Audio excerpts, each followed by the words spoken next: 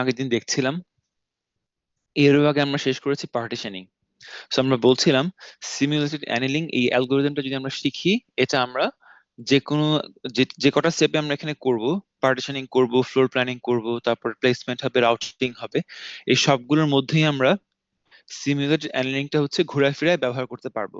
So আমরা এখানে খুব জেনারিক বা ইন জেনারেল একটা ফর্ম দেখছি। আমরা হয়তোবা আপনাদেরকে এখন বলার সময় বলবো পার্টিশনিং এর কথা মাথায় রেখে। সো আমাদের অ্যালগোরিদমের সলিউশন পার্টারবেশনের এই যে পার্টটা আছে, এই পার্টটা আমরা পার্টিশনিং অ্যালগোরিদমকে মাথায় রেখে আপনাদেরকে বলবো হয়তোবা এখন।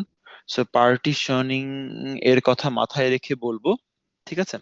বাট এই সলিউশন পার্টারবেশন এই এই পার্টিকুলার ফাংশনটাকে আমরা যদি ম্যানিপুলেট করি, এটাকে যদি আমরা প্লেসমেন্টের জন্য বানাই, তাহলে কিন্তু পুরোটা অ্যালগোরিদম প্লেসমেন্টের জন্য কাজ করবে। যদি যদি এটা আমরা অন্য একটা ফাংশন যদি ইমপ্লিমেন্ট করি, যদি আমরা এখানে রাউটিং এর কোনো কাজ করি, তাহলে কিন্তু পুরোটা অ্যালগোরিদম রাউটিং এর জন্য কাজ করবে, ঠিক আছে? সো আর আপনারা অ্যালগোরিদমটা দেখছেন, এক্সামে তাহলে কিভাবে আসবে বা কিভাবে এটা দিব, অনেক টাইপে থাকতে পারে। আইদার আমরা আপনাদেরকে বলতে পারি যে ক্লাসে পড়েছেন পার্টিশনিং এর জন্য একটা পার্টিকুলার প্লেসমেন্টের প্রবলেম আপনাকে দিয়ে বলতে পারি, এই প্রবলেমটা সলভ করবার ক্ষেত্রে আপনি সলিউশন এই আমাদের পুরোটা সিমুলেটেড অ্যানিলিং এই অ্যালগোরিদমকে চেঞ্জ মানে মডিফাই করে বলেন যে কোন পার্টে মডিফাই করলে বা কি পরিমাণ মডিফাই করলে এটা প্লেসমেন্টের জন্য কাজ করবে বা রাউটিং এর জন্য কাজ করবে, এভাবে বলতে পারি। অথবা আমরা আপনাদেরকে একটা অ্যালগোরিদম দিতে পারি। সিমুলেটেড অ্যানিলিং এ কিন্তু অনেকগুলো ফর্ম আছে, আমরা একটা পার্টিকুলার ফর্ম এখানে দেখছি।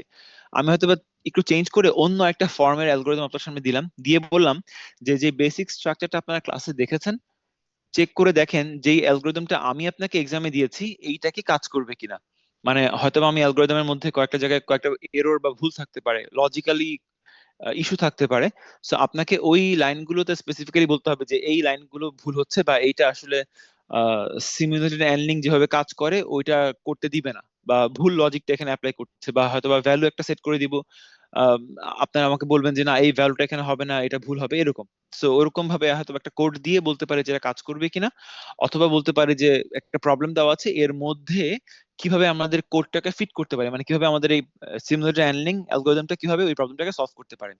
তো যেটাই দেই না কেন, একটা জিনিস আপনাকে নিশ্চিত থাকেন, সেটা হচ্ছে এক্সামে অ্যালগোরিদমের এই মেইন অংশটুকু, মানে একেবারে শুরু থেকে শুরু করে এই সলিউশন পার্টারবেশনের আগ পর্যন্ত এই অংশটুকু আপনাদের দেওয়া থাকবে, ঠিক আছে? সেটা আইদার কারেকশনের জন্য বলি, কিংবা বলি যে এটাকে অন্য কোনো কিছুর জন্য অ্যাপ্লাই করতে বা ইউজ করতে, এই পোর্শনটুকু দেওয়া থাকবে, ঠিক আছে? সো এই পোর্শনটুকু দেওয়া থাকবে, এর পাশাপাশি আপনাকে হয়তো বা ডিফাইন করতে হবে সলিউশন পার্টারবেশন এই ফাংশনটা। এখানে দেখতে পাচ্ছেন সলিউশন পার্টারবেশনের এই একটা ফাংশন আছে। এই ফাংশনটার কাজটা কি? সলিউশন পার্টারবেশন বা পার্টার্ব করা মানে হচ্ছে প্রতিবার নতুন নতুন এক একটা সলিউশন খোঁজা। সো তার মানে ধরেন ইনিশিয়ালি যদি আপনার দুটো পার্টিশন দেওয়া থাকতো, ধরেন দেওয়া আছে কোন একটা জিনিসের, আপনারা যেরকম কেএল পড়েছেন বা এফএম পড়েছেন, শুরুতে একটা ইনিশিয়াল পার্টিশন দেওয়া ছিল। আপনারা ওই ইনিশিয়াল পার্টিশন এ আর বি থেকে যে প্রত্যেকটা একটা একটা করে স্টেপের পরে যে নতুন নতুন পার্টিশন গুলো আপনারা পেয়েছিলেন, সেটা আপনারা কি বেসিসে পেয়েছিলেন? আপনারা গেইন কম্পিউট করে এনশিওর করেছিলেন যে কার্ট সাইজটা কমছে বা কার্ট সাইজটা চেঞ্জ হচ্ছে, মানে আপনারা একটা পার্টিকুলার জিনিস মাথায় রেখে বা অবজেক্টিভ মাথায় রেখে গেইন কম্পিউট করে ওই অনুযায়ী আপনারা আইদার সোয়াপ করেছেন বা একটা থেকে আরেকটাতে নিয়ে গিয়ে প্লেস করেছিলেন, এভাবে আপনারা করেছিলেন। বাট একটা লজিক ছিল আপনাদের, আপনারা র্যান্ডমলি করেন নাই, কিন্তু লজিক ছিল, ঠিক আছে? সো ওটা ছিল কেএল বা এফএম। তো ওই একই কাজ আমরা এখানেও করতে পারি। প্রত্যেকবার আমরা সলিউশন পার্টারবেশন এই ফাংশনকে কল করব, এবং এই সলিউশন পার্টারবেশন এই ফাংশনটার কাজ হবে, মানে এর ভেতরে যেটা করা হবে, সে এই ইনিশিয়াল যে দুটো পার্টিশন আছে এ আর বি, তা থেকে একটা ওয়ে, বলছে অনেক ওয়েতে কিন্তু করা যায়, একটা ওয়ে হচ্ছে সলিউশন পার্টআপ করার একটা ওয়ে হচ্ছে এ আর বি থেকে র্যান্ডমলি একটা করে ব্লক নিয়ে সোয়াপ করবে। সো এইটা হতে পারে একটা সমাধান, মানে আগে যেখানে গেইন কম্পিউট করে আপনি কোনটাকে সোয়াপ করা লজিক্যাল ছিল ওটা চিন্তা করে সোয়াপ করে লক করেছেন, এখন আমাদের কেস হতে পারে অন্যরকম, যে আমরা জাস্ট সিম্পলি কোনো লক টক করব না, জাস্ট আমরা এ পার্টিশন থেকে একটা ব্লককে পিক করব আর বি পার্টিশন থেকে একটা ব্লককে পিক করব, করে এদেরকে জাস্ট সোয়াপ করে নিয়ে নতুন সলিউশন ধরে এখন চিন্তা করব। তার মানে আমার প্রিভিয়াস সলিউশনে এ আর বি তে যেই যেই ব্লকগুলো ছিল, ধরেন এ তে ব্লক ছিল হচ্ছে এ বি সি ডি, আর ধরেন বি তে ছিল EFGH ধরেন এরকম ছিল। সো সলিউশন পার্টারবেশন এই ফাংশনটা কল করার পরে একবার কল করলেই এর অবস্থা দাঁড়াতে পারে র্যান্ডমলি, সে ধরেন এবিসিডি থেকে একটা ব্লক নিল, র্যান্ডমলি নিল সি, আর ইএফজিএইচ থেকে র্যান্ডমলি একটা ব্লক নিল হচ্ছে এফ। তাহলে সে সোয়াপ করলে দাঁড়াবে A B D F, R B তে দাঁড়াবে হচ্ছে ই সি জি এইচ, একেবারে র্যান্ডমলি। ঠিক আছে, সো এইটা আপনার নতুন সলিউশন স্পেস, এটা হচ্ছে আপনার এস নিউ, আগেটা ছিল হচ্ছে এস প্রিভিয়াস। ঠিক আছে, আর একেবারে শুরুতে হয়ে থাকলে এটা হবে এস নট, বা একেবারে শুরুতে যে সলিউশনটা ছিল। ঠিক আছে, সো আপনি আবারও সলিউশন পার্টনারেশন কল করলে আপনার নতুনটা কি হতে পারে, সে আবারও এ আর বি থেকে র্যান্ডমলি যে কোনো একটা করে নিল, ধরেন র্যান্ডমলি নিল, ধরেন এ থেকে নিয়েছে এ কে, বি থেকে নিয়েছে এইচ কে। ঠিক আছে, তাহলে এখন সলিউশন নতুনটা পাবেন কি এইচ বি ডি এফ, আর নিচে আসবে হচ্ছে ইসিজিএ। আপনারা কি আমার কথা শুনতে পাচ্ছেন? হ্যাঁ, আমরা কি এই সলিউশন পার্টারটা কল করলে, পার্টারবেশনটা কল করলেই এরপরে চেঞ্জ হবে না? মানে আমি প্রত্যেকবার হ্যাঁ, কল নতুন করলে করে করে কল করবো? এক্স্যাক্টলি প্রত্যেকবার আপনি এটাকে বারবার করে কল করবেন। আপনি একবার কল করলেই হচ্ছে সে র্যান্ডমলি এ থেকে একটা নিবে, বি থেকে একটা নিবে এবং তাকে সোয়াপ করবে। আচ্ছা, আমাকে একটা জিনিস বলেন তো, আপনারা কি আমার কথা শুনতে পাচ্ছেন তো সবাই, রাইট? আমাকে কেন আপনাদের সিআর ফোন দিচ্ছেন, শাহেদ কেন ফোন দিচ্ছেন? আপনারা তো 22 জন আছে। আচ্ছা, আমাকে একটু সময় দেন একটু। স্যার, ক্লাসরুমে ওই যে টাইমটা একটা বাজে ছিল, হয়তো এটা একটু না না না, আমি কনফিউশন। ক্লাস টাইম কি লিখে, আমি বলেছিলাম যে ক্লাস টাইম, আপনারা ইতে গিয়ে স্যার দেখেন। ওখানে লিঙ্কে টাইমটা দেওয়া ছিল, একটা দেওয়া ছিল। হ্যাঁ আচ্ছা, এখন চেক করে দেখেন তো কত আছে, কি কি টাইম দেওয়া আছে।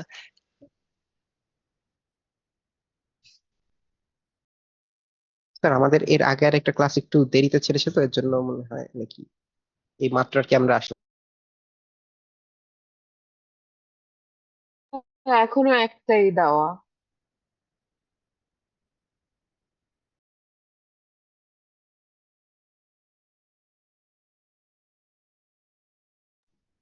হ্যাঁ গাইস, ওটা ওটা আমি কোয়াইট কনফার্ম, ইয়ের কোনো গ্লিচ, জুমের কোনো গ্লিচ, কারণ 12টা 10 দিয়ে কনফার্ম করা, আমি জানি না কেন এটা এখনো একটা দেখাচ্ছে। আপনি কি নিশ্চিত এখনো একটা দেখাচ্ছে? আমি আমি কিন্তু সকালে চেক করলাম, তখন দেখলাম তো। বাট এনিওয়েজ, মনে রাখবেন মনে রাখবেন, জুমে যেই টাইমে থাকুক না কেন, ঠিক আছে, আমরা তো ক্লাস টাইমে বসার কথা, এবং সেটাই ইতে লিখে দিয়েছে না, নোটের মধ্যে লেখা আছে যে ক্লাস টাইম ক্লাস করব। সামহাও জুমে এইটা কেন দেখাচ্ছে একটা। আচ্ছা, এনিওয়েজ, আমি আমি শাহিদকে বলে দিয়েছি, সো তার জয়েন করার কথা ইনশাআল্লাহ। আচ্ছা আচ্ছা, হ্যাঁ, যিনি প্রশ্ন করলেন, লজিক্যাল কোশ্চেন, আমাদের এখানে কাজটা কি হবে, এ আর বি তে আমাদের ইনিশিয়ালি যে সলিউশনটা আছে, যখনই আমি এই সলিউশন পার্টারবেশন ফাংশনটা কল করব, যখন কল করব তখন কিন্তু সোয়াপটা হবে, না করলে কিন্তু সোয়াপটা হবে না, এবং সোয়াপিংটা হবে র্যান্ডমলি। ঠিক আছে, সো এইটা হচ্ছে একটা ওয়েতে আমরা সলিউশন পার্টারবেশন ফাংশনটাকে লিখেছি।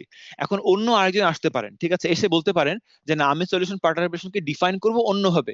এটা কিন্তু তিনি করতে পারবেন, কারণ সলিউশন পার্টারবেশন এই পুরোটা অ্যালগোরিদমের কোনো বেসিক অংশ না, এটা যে কেউ তার নিজের মতন করে ডিফাইন করতে পারবে। সো পার্টিশনিং প্রবলেমের জন্য আমি এখন ডিফাইন করছি সোয়াপটা।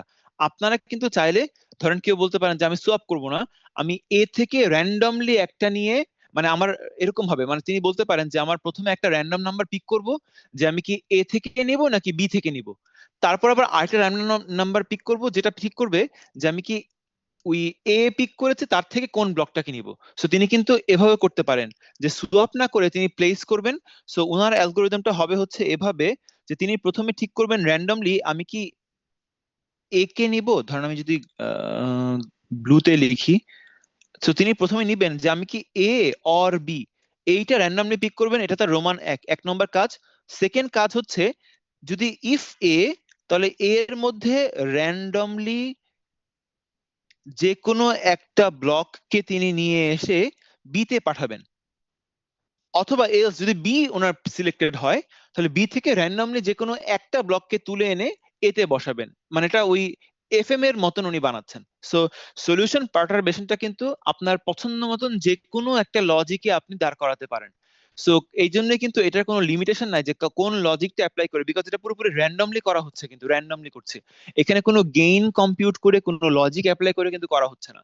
সো আমরা কিন্তু চাইলে সলিউশন পার্টারবেশন যে কোনো ভাবে ডিফাইন করতে পারি। আমি কেএলটা মাথায় রেখে আপনাকে এখানে বলছি, তো এই জন্য আমি বলেছি যে আমার সলিউশন পার্টার্ব এই ফাংশনকে কল করলেই সে তার মধ্যে ঢুকে র্যান্ডমলি এ থেকে একটা আর বি থেকে একটাকে নিয়ে সোয়াপ করবে, ঠিক আছে? অথবা এটা কিন্তু চাইলে আপনারা এভাবে ডিফাইন করতে পারেন যে যখনই আপনি সলিউশন পার্টার্বকে কল করবেন তখন সে প্রথম কাজ হচ্ছে র্যান্ডমলি ঠিক করবে যে আমি কি এবার এ কে নিব নাকি বি কে নিব। তারপরে সে যেটাকে নিল ওইখান থেকে ঠিক করবে র্যান্ডমলি যে কোনো একটা ব্লক এবং তাকে তুলে নিয়ে অন্য ব্লকের মধ্যে বসাবে। এইটা হতে পারে একটা সলিউশন, ঠিক আছে? এবং এরকম কোনো কিছু করতে করতে কিন্তু একটা পর্যায়ে গিয়ে এমনও হতে পারে যে আপনি এমন একটা সলিউশন পেলেন যেটা আসলে হাইলি ইললজিক্যাল বা নাল স্পেস তৈরি করে। সেইটা কেমন? ধরেন আপনি এ থেকে সবগুলোকে বিতে নিয়ে গেছেন, এ হয়ে গেছে খালি, তার মানে এইটা একটা নাল সলিউশন স্পেস, মানে এটা কোনো একটা সলিউশন স্পেস হতে পারে না। তো সেটাকে আমরা বলবো হচ্ছে নাল সলিউশন স্পেস। সো ওইটা দেখেন আমাদের এখানে কিন্তু আছে যে যদি এস নিউ সমান সমান নাল হয় তার মানে এরকম এমন একটা সলিউশন আমরা পেয়েছি যেটা আসলে ইললজিক্যাল, লজিক্যালি ঠিক নাই। মানে ভালো খারাপ তো পরের কথা, যেটা ইটসেলফ ইললজিক্যাল, এমন কোন সলিউশন স্পেস যদি আমরা পাই তাহলে কিন্তু ওটাকে আমরা ডিসকার্ড করে আগাবো, মনে রাখবেন। সো ওই শর্তটাও কিন্তু আমাদের এই অ্যালগরিদমের মধ্যে থাকতে হবে, ঠিক আছে? তো আমরা এই জন্য অ্যালগরিদমটাতে যাবো এখন পুরোপুরি স্টেপ বাই স্টেপ, বাট প্রথমে বলে নিলাম যে আমরা অ্যালগরিদমের মধ্যে তো সলিউশন পার্টারবেশন এটাকে কল করব। দেখেন 9 নাম্বার লাইনে আমরা এটাকে কল করেছি, 9 নাম্বার লাইনে কল করেছি এস নিউ সমান সমান সলিউশন পার্টারবেশন। তার মানে 9 নাম্বার লাইনে আমি যখন কল করছি তখন সলিউশন পার্টারবেশন ফাংশনটা এক্সিকিউট করে একটা নতুন সলিউশন এস নিউ এর মধ্যে চলে আসলো, ঠিক আছে? সো সলিউশন পার্টারবেশন আমাদের ক্ষেত্রে আজকে কি কাজ করবে? সলিউশন পার্টারবেশন কল করা মাত্রই সে হচ্ছে বর্তমানে এ আর বি তে যেরকম সিনারিও আছে এ থেকে র্যান্ডমলি একটা ব্লক পিক করবে, বি থেকেও র্যান্ডমলি একটা ব্লক পিক করে এদেরকে জাস্ট সোয়াপ করলেই একটা নতুন সলিউশন আমরা পাবো।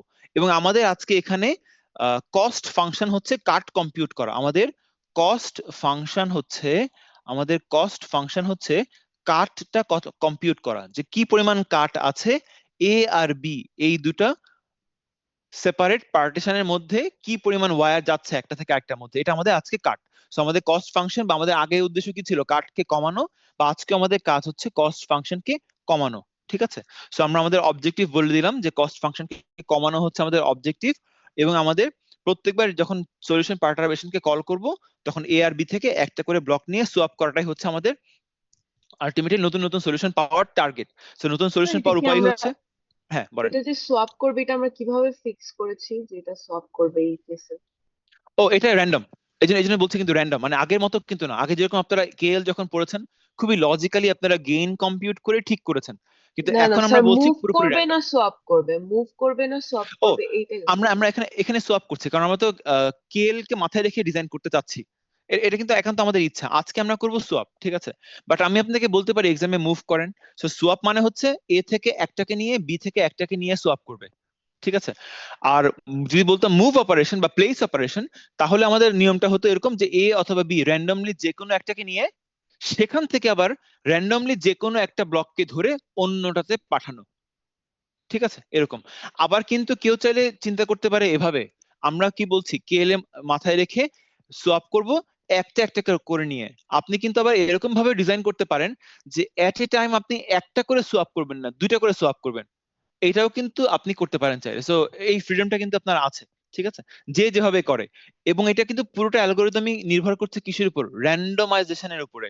সো র্যান্ডমলি করে আসলে দেখতে হয় যে কোনটা থেকে কোনটা বেটার হয়। সো এই জন্য কিন্তু এই সমাধানকে আমরা বলছি একটা স্টকাস্টিক প্রসেস। এটা কিন্তু কোনো ডিটারমিনিস্টিক সলিউশন দিবে না, মানে আপনার ফিক্স একটা সলিউশনে যে আপনি পাবেন ওটা কিন্তু গ্যারান্টিড না। এই অ্যালগরিদম আজকে আমি চালালে যে সলিউশনটা ফাইনালি গিয়ে আমি পাবো, এটা যদি কেউ কালকে চালায়, কোডটা যদি কালকে রান দেয় বা পরশুদিন রান দেয়, সে কিন্তু সেম সলিউশন পাবে না। মানে প্রত্যেকটা রানে কিন্তু আমাদের নতুন নতুন সলিউশন আসবে। সো এই জন্য এই ধরনের অ্যালগরিদম গুলো রান দেওয়ার পরে মাল্টিপল রান দিতে হয়। একবার রান দিলেন, অনেকগুলো ইটারেশন চললো, অ্যালগরিদম শেষ হয়ে গেছে, একটা সলিউশন দেয়, এরপর আমরা আবারও এটাকে রান দিই, দিয়ে আমরা এরকম মাল্টিপল রান দিয়ে দেখি যে কোন রানে আমার সলিউশনটা বেটার হয়, সেটাকে আমরা ইভেন্চুয়ালি পিক করি, ঠিক আছে? সো বাট এই অ্যালগরিদমের সুবিধা কি আমরা ক্লাসে আলোচনা করছিলাম যে এইটা ডিটারমিনিস্টিক তো না। সো এটা লোকাল কোনো মিনিমাতে আটকে যাওয়ার ভয় নাই। সে হচ্ছে ওই ছোটাছুটি করার চান্সটা তার মধ্যে আছে। সো সে দূর দূরান্তে ছোটাছুটি করে গ্লোবাল মিনিমা খুঁজে বের করার একটা সম্ভাবনা তার মধ্যে থাকে। সো এই জন্যই আমরা তাকে হচ্ছে এই ছোটাছুটি বা র্যান্ডমাইজ মুভ করবার একটা স্কোপ তাকে আমরা দিব। ঠিক আছে, সো এটা আমাদের মাথায় থাকবে। সলিউশন পার্টারবেশন কি তাহলে সবার ক্লিয়ার তো? এটা নিয়ে কারো কোনো কনফিউশন নাই তো? সো আমরা যখনই সলিউশন পার্টারবেশন ফাংশনটাকে কল করব, একটা নতুন সলিউশন আমরা পাবো। নতুন সলিউশন মানে হচ্ছে নতুন, মানে এ আর বি আমরা সোয়াপ করে এতে নতুন কিছু ব্লক, বিতে নতুন কিছু ব্লক পেয়েছি, এবং ব্লকগুলো কিন্তু লক করা নাই। তার মানে কিন্তু এমনও ঘটতে পারে যে আপনি এইমাত্র যে সলিউশনটা পেলেন সেখানে আপনি যেই ব্লকগুলোকে সোয়াপ করেছেন, একটু পরে কিন্তু আবার আপনি আবার সলিউশন পার্টারবেশন কল করলে কিন্তু ঘুরে ফিরে আবার ও এর মধ্যেই কোন একটা ব্লককে কিন্তু আপনি আবারও সোয়াপ করতে পারেন।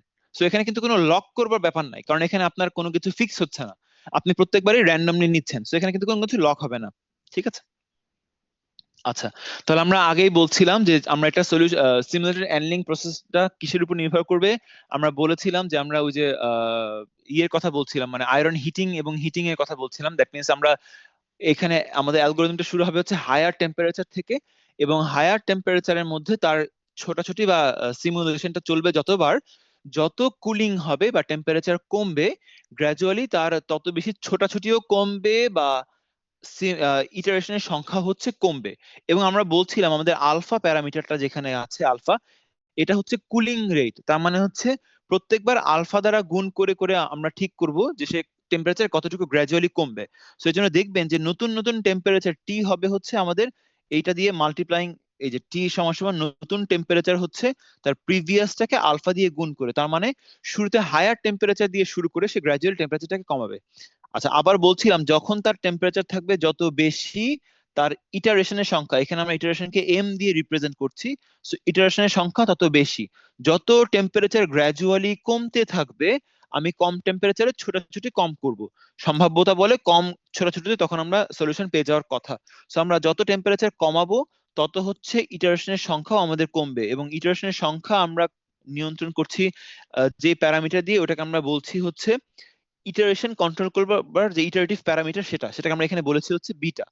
সো আমাদের আরেকটা প্যারামিটার এই যে বিটা আছে, এটা হচ্ছে ইটারেশনের সংখ্যা বর্তমানে কতগুলো হবে সেইটাকে গ্র্যাজুয়ালি কমায় নিয়ে আসবে। সো এই জন্য নতুন নতুন এম বা ইটারেশনের সংখ্যা তার প্রিভিয়াস এম কে ওই বিটা দিয়ে গুণ করলে আমরা নতুন ইটারেশনের সংখ্যা পাবো। ঠিক আছে, সো আমাদের এই পুরোটা ফাংশন এর দুটো পার্ট হচ্ছে, একটা হচ্ছে ইনিশিয়াল প্যারামিটার গুলোকে সেট করে। সো আমাদের একটা অংশ হচ্ছে এই প্রথমটা, এটা আমাদের ইনিশিয়াল প্যারামিটার গুলোকে সেট করে দিবে এবং তারপর প্রত্যেকবার ইটারেশন চালাবে। সো এইটা হচ্ছে প্রত্যেকবার এই মেট্রোপলিস ফাংশনটাকে কল করে। মেট্রোপলিস হচ্ছে একটা নির্দিষ্ট সংখ্যক ইটারেশন একটা নির্দিষ্ট টেম্পারেচারের জন্য করে থাকে।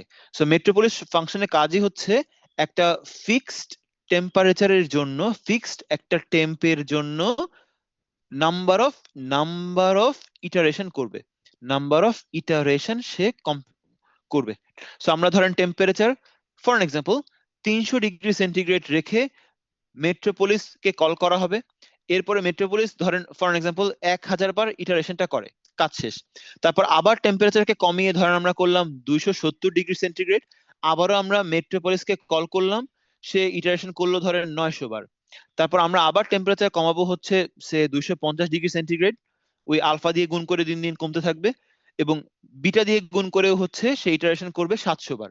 এইভাবে হচ্ছে যাচ্ছে। তার মানে মেট্রোপলিস ফাংশনটাকে আমরা নতুন নতুন টেম্পারেচার দিয়ে কল করব এবং টেম্পারেচার দিন দিন কমছে, আর মেট্রোপলিসের ভেতরে সে কতবার ইটারেশন করবে সেই সংখ্যাকে আমরা পাঠিয়ে দিচ্ছি। ঠিক আছে, সো মেট্রোপলিস কি কি জিনিস নিয়ে আসে? সে আসে হচ্ছে এস, টি এবং এম নিয়ে। সো মেট্রোপলিস আসেই হচ্ছে এস, টি আর এম নিয়ে। এসটা কি? এসটা হচ্ছে আমার এই মুহূর্তে যে ইনিশিয়াল সলিউশনটা আছে, মানে এই মুহূর্তে যে সলিউশনটা আমার হাতে আছে, এটা হচ্ছে এস। এসটা হচ্ছে আমার সলিউশন। টি হচ্ছে আমার এই মুহূর্তে কোন টেম্পারেচারের জন্য আমি ইটারেশনটা চালাবো, আর এম হচ্ছে আমার এই মুহূর্তে এই পার্টিকুলার টেম্পারেচারে কতবার ইটারেশন চলবে সেই সংখ্যাটা হচ্ছে এম। সো এই তিনটা প্যারামিটার দিয়ে আমি মেট্রোপলিস ফাংশনটাকে কল করব, তার ভেতরে আমার প্রত্যেকবারের ইটারেশন গুলো ঘটবে। ঠিক আছে, আচ্ছা, তাহলে আমরা আরেকটু দেখে আসি মেট্রোপলিস ফাংশনটা কল করবার আগে উপরে কি কি সেট করা হয়। সো আমাদের মেইন অ্যালগোরিদমের মধ্যে উপরে আমরা কি সেট করেছি? উপরে আমরা প্রথমে টি তে ইনিশিয়াল টেম্পারেচার কত সেট করা আছে। সো ইনিশিয়াল একটা টেম্পারেচার দিয়ে আমরা শুরু করব, এবং আমরা আগের দিন বলছিলাম যে আমরা একটা হায়ার হিটেড টেম্পারেচার দিয়ে স্টার্ট করব এবং কতক্ষণ পর্যন্ত নামবো আমরা একটা পার্টিকুলার মিনিমাম থ্রেশহোল্ড পর্যন্ত নামবো। ধরেন ফর এক্সাম্পল উপরে 300 ডিগ্রি সেন্টিগ্রেড থেকে শুরু করেছি, নিচে থ্রেশহোল্ড সেট করা হয়েছে 50 ডিগ্রি সেন্টিগ্রেড, তার মানে আমরা 300 থেকে শুরু করে 50 পর্যন্ত নামবো। 50-এর নিচে গেলে আর আমরা বন্ধ করে দেবো এক্সিকিউশন। সো আমাদের মাথায় আছে যে আমাদের থ্রেশহোল্ড টেম্পারেচার বা কমে কমে টেম্পারেচার TF, আমরা ওটাকে বলছি থ্রেশহোল্ড, ওটা হচ্ছে 50 ডিগ্রি সেন্টিগ্রেড। আর আমরা শুরু করব টি ইনিশিয়াল কে বললাম ধরেন for example 300 degree centigrade, just একটা এক্সাম্পল দিয়ে বলছি। ধরেন আমাদের আলফা দিন দিন কমবে, সো আলফা বললাম 0.95, বিটাও বললাম 0.95, জাস্ট কমার রেট সেট করার জন্য বললাম আলফা এবং বিটা হচ্ছে সমান, তারা কিন্তু অসমানও হতে পারে, বললাম 0.95, জাস্ট সেট করে রেখেছি। আচ্ছা, এস হচ্ছে ইনিশিয়ালি যে সলিউশন দিয়ে শুরু করেছি, এস নট, এবং একেবারে শুরুতে কি ওটাই আমাদের বেস্ট, কারণ এখনো কোনো বেস্ট আমরা পাইনি। সো যেটা হাতে আছে ওটাকে আমরা বেস্ট ধরে নিয়ে বিসমিল্লাহ করব।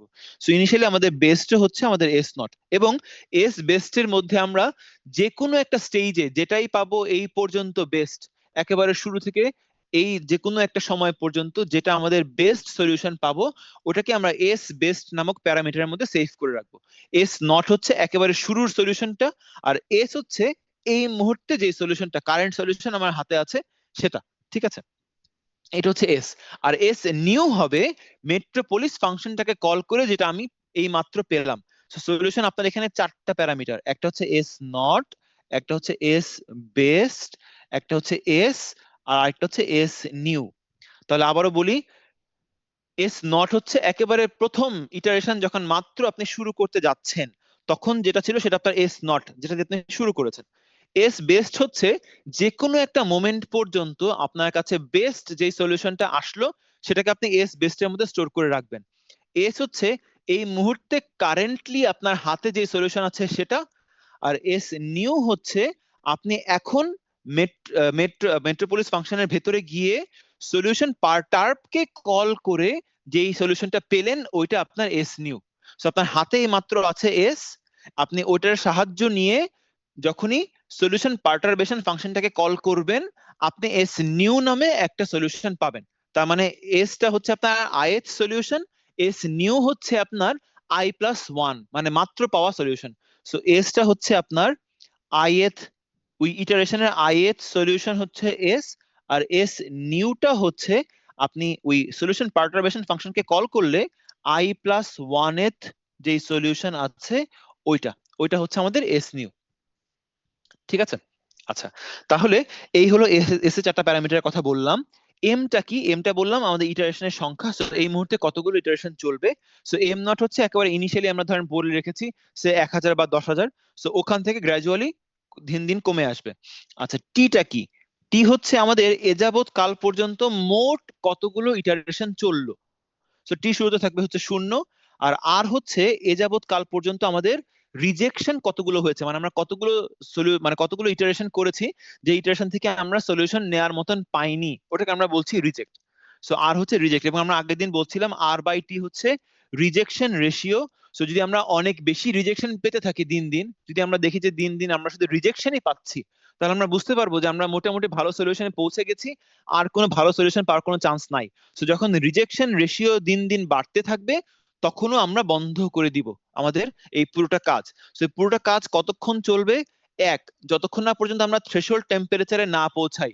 2, যতক্ষণ না পর্যন্ত আমাদের ইটারেশনের সংখ্যা একটা সার্টেন অ্যামাউন্টের ইটারেশনের চাইতে বেশি না হয়ে যায়। ধরেন আমরা ম্যাক্সিমাম বললাম যে আমরা 1 মিলিয়ন ইটারেশনের বেশি করব না, আমরা বললাম 1 মিলিয়ন ইটারেশনের বেশি আমরা করব না। ঠিক আছে, তো যখনই আমার টোটাল ইটারেশনের সংখ্যা 1 মিলিয়ন পার হয়ে যাবে আমরা বন্ধ করে দিব।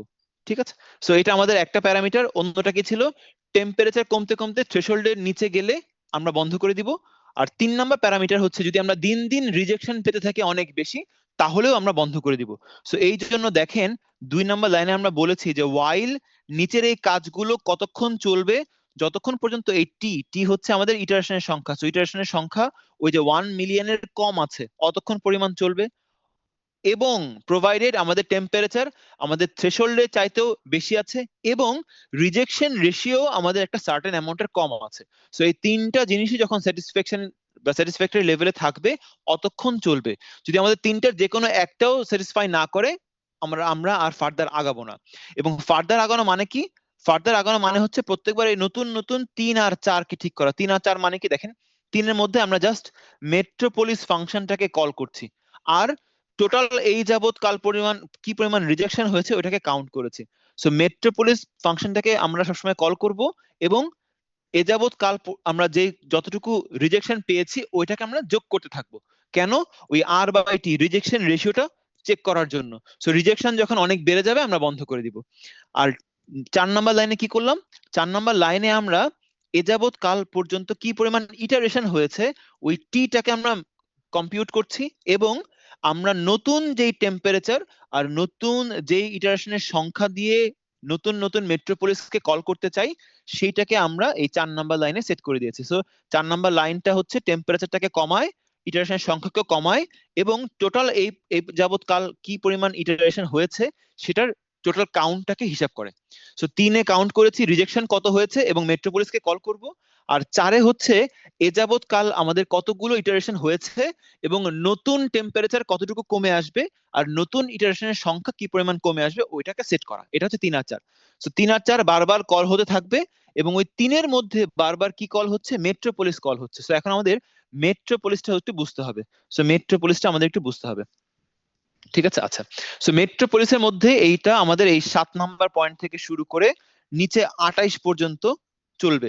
এটা হচ্ছে মেট্রোপলিস ফাংশন। এর মধ্যে আমরা দেখব যে আমাদের যে শর্তটা ছিল, শর্তটা কি ছিল, আমরা কস্ট ফাংশন কম্পিউট করব, এবং কস্ট ফাংশন যদি আমাদের কমে অবশ্যই ভালো, কস্ট যদি আমাদের বাড়ে তাহলে অবশ্যই খারাপ। কিন্তু আমরা কি বলেছিলাম, আমরা বলেছিলাম মনে আছে, আমরা বলছিলাম যে আমরা যে কোনো একটা প্রবলেমের মধ্যে এরকম হতে পারে আমাদের কেস যে আমাদের মিনিমা খুঁজে বের করার টার্গেট। তো আমরা যদি এই ধরেন যদি আমরা লোকাল মিনিমা তো এখানেও আছে, লোকাল মিনিমা এখানেও আছে, লোকাল মিনিমা ধরেন এখানেও আছে, সো আমাদের টার্গেটটা হচ্ছে গ্লোবাল মিনিমা, যেটাকে আমরা গ্রিনে রিপ্রেজেন্ট করি, ধরেন এটাকে বললাম গ্লোবাল মিনিমা। সো এখানে আমরা পৌঁছাতে চাই।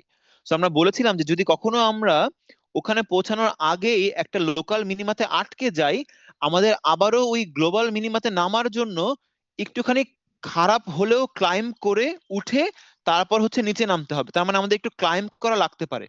সো ক্লাইম্ব মানে হচ্ছে সলিউশন কখনো কখনো খারাপ আসলেও আমরা হয়তো ভবিষ্যতের কথা চিন্তা করে, ভবিষ্যতে আরো ভালো কিছু পেতে পারি চিন্তা করে আমাকে ওই খারাপ সলিউশনটাকেও পিক করে আগাতে হবে, হতে পারে। সো এই জন্য আমরা ওটাকে বলি হচ্ছে এই হিলের মধ্যে দেখতে পাচ্ছি আপনাকে আরেকটু উপরে উঠতে হচ্ছে, এই জন্য এটাকে বলা হয় ক্লাইম্ব।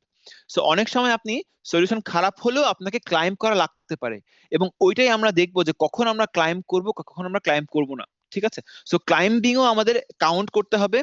ক্লাইম্বিংও আমার মনে রাখতে হবে যে শুধু অনন্তকাল পরিমাণ মানে পর্যন্ত আমরা শুধু ক্লাইম্ব করলেই কিন্তু চলবে না, ক্লাইম্বও একটা লিমিটের মধ্যে হতে হবে। সো ওইটাও আমাকে মাথায় রাখতে হবে, বিকজ ক্লাইম্ব জিনিসটা তো খারাপ, খারাপ একটা লিমিটের মধ্যে করতে হবে। সো আমাকে মনে রাখতে হবে কস্ট ফাংশন কমা মানে অবশ্যই ভালো, কোনো সন্দেহ নাই, আমরা অবশ্যই পিক করব। কস্ট যদি নেগেটিভ না হয়ে মানে না কমে একটু বেড়ে যায়, তখন আমরা চিন্তা করব যে আমরা কি এখন ক্লাইম্ব করব নাকি করব না।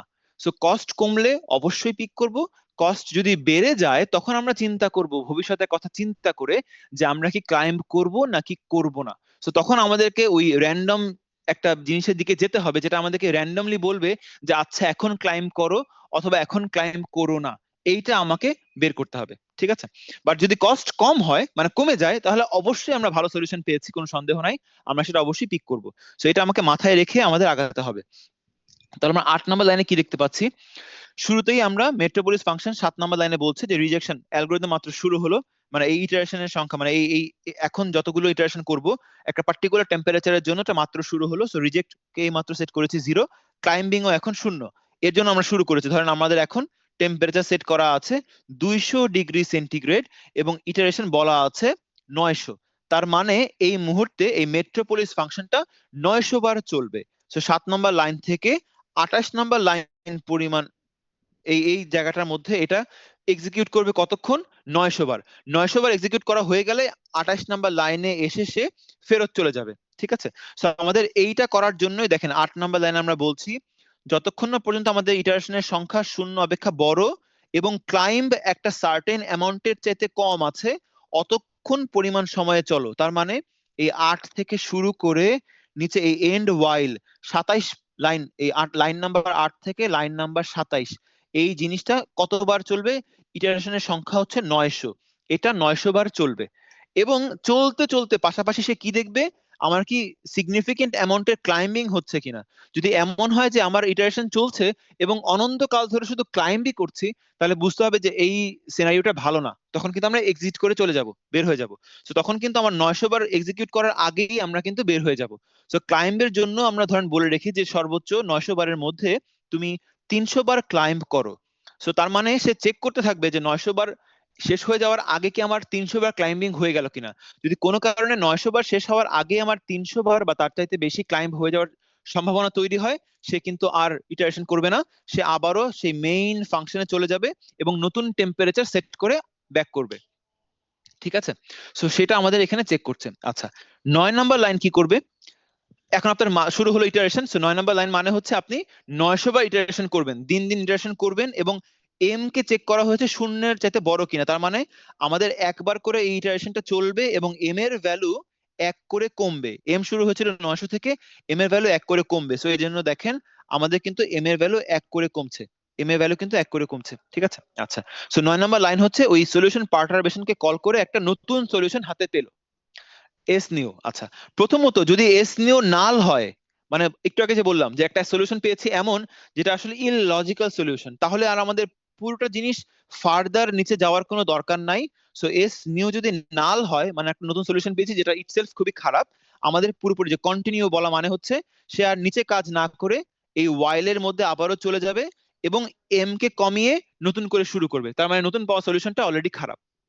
ঠিক আছে, সো এস নিউ যদি নাল হয়, সে আর নিচে ফার্দার যাওয়ার কোনো প্রয়োজনীয়তা অনুভব করবে না, সে ওখান থেকেই হচ্ছে এক্সিট করে আবার নতুন করে নতুন আরেকটা এম এর ভ্যালু কমিয়ে নিয়ে ক্লাইমকে সেম রেখে নতুন করে আবার নতুন একটা সলিউশন পার্টারবেশন কল করে আগানো শুরু করবে। ঠিক আছে, সো যদি এমন হয় এস নিউ আপনি নাল পেলেন একবার, সে আবারও চলে গেল 8 নাম্বার লাইনে, ওয়াইল কন্ডিশন চেক করে 9 নাম্বারে এসে সলিউশন পার্টার করলো।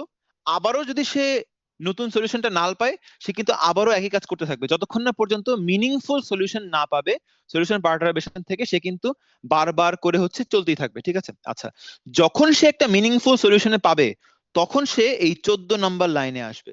সো একটা মিনিংফুল সলিউশন যদি এস নিউতে পায়, তখনই সে হচ্ছে 14 নাম্বার লাইনে আসবে এবং এসে এই যে কস্ট কম্পেয়ার করবে। সে দেখবে নতুনে পাওয়া কস্ট আর আমাদের হাতে যে কারেন্ট সলিউশন ছিল এতে পাওয়া কস্ট, এদের মধ্যে পার্থক্য কত। যদি ডেল্টা কস্টটা এখান থেকে নেগেটিভ হয় তার মানে কি একটু বোঝেন। ডেল্টা কস্ট নেগেটিভ হওয়া মানে হচ্ছে আমাদের নতুন পাওয়া কস্ট আর আগে হাতে যে কস্টটা ছিল এটার মধ্যে কোনটা কম, কস্ট এস নিউ হচ্ছে কম। তার মানে কস্ট ডেল্টা কস্ট নেগেটিভ হওয়া মানে হচ্ছে, ডেল্টা কস্ট নেগেটিভ মানে কি, কস্ট এস নিউ এইটা কার চাইতে কম, কস্ট এস এর চাইতে হচ্ছে কম। তার মানে নতুন পাওয়া কস্ট বা নতুন পাওয়া কাট হচ্ছে আগে পাওয়া কাটের চাইতে কম। তার মানে ডেল্টা কস্ট যদি নেগেটিভ হয়, সন্দেহাতীত ভাবে আপনি ভালো সলিউশন পেয়েছেন, আপনাকে অবশ্যই পিক করতে হবে। আর যদি ডেল্টা কস্ট পজিটিভ হয়, তাহলে নিশ্চিত আপনি কোনো ভালো সলিউশন পাননি। তখন আপনি ঠিক করবেন যে আপনি কি এটা নিয়ে আগাবেন নাকি এটাকে আপনি ডিসকার্ড করবেন, ক্লাইম করবেন নাকি ডিসকার্ড করবেন, তখন আপনার এই আলোচনাটা আসবে। কিন্তু ডেল্টা কস্ট যদি নেগেটিভ হয়, তাহলে কোনো সন্দেহ নাই আপনি ভালো সলিউশন পেয়েছেন, এটাকে নিয়ে আপনার আগাতেই হবে। বুঝতে পেরেছেন? আচ্ছা, আপনারা একটু কষ্ট করে, আমার তো 40 মিনিটের সেশন, একটু এক্সিট করে আবার এন্টার করবেন।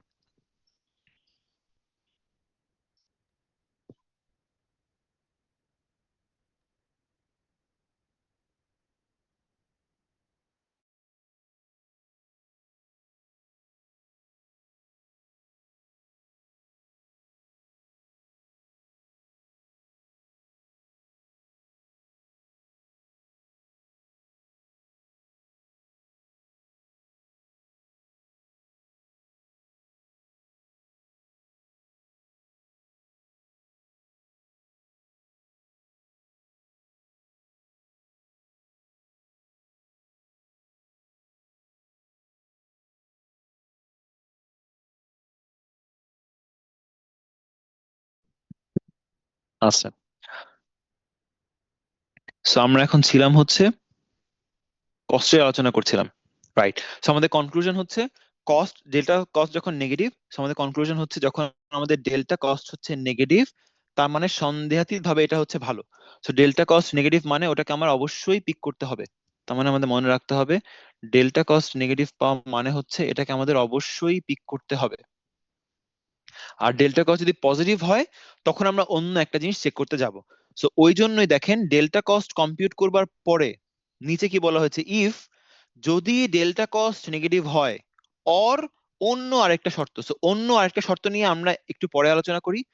ডেল্টা কস্ট যদি নেগেটিভ হয় কোনো সন্দেহ নাই যে এটা আমাদের একটা ভালো সলিউশন দিচ্ছে।